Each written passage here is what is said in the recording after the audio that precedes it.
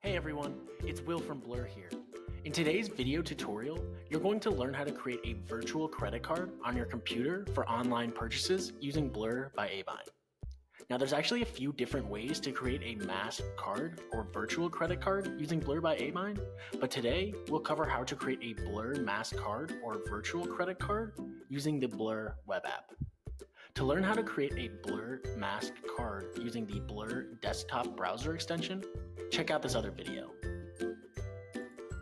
To begin, first navigate to dnt.abine.com in your internet browser. Once there, log into your Blur account. Once you've logged in, click on Masking and then Masked Cards to navigate to your Masked Cards page. Once on your Masked Cards page, click the New Masked Card button, specify the amount you're going to be spending, and specify where you're going to be using this masked card.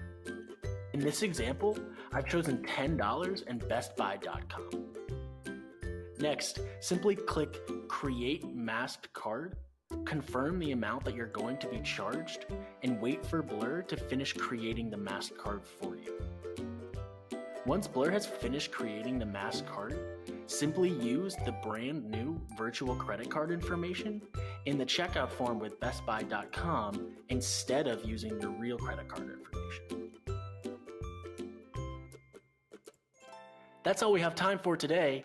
Reach out to us via email at blur-support@getabine.com if you have any questions or if you have any suggestions for our next video tutorial. Thanks for watching.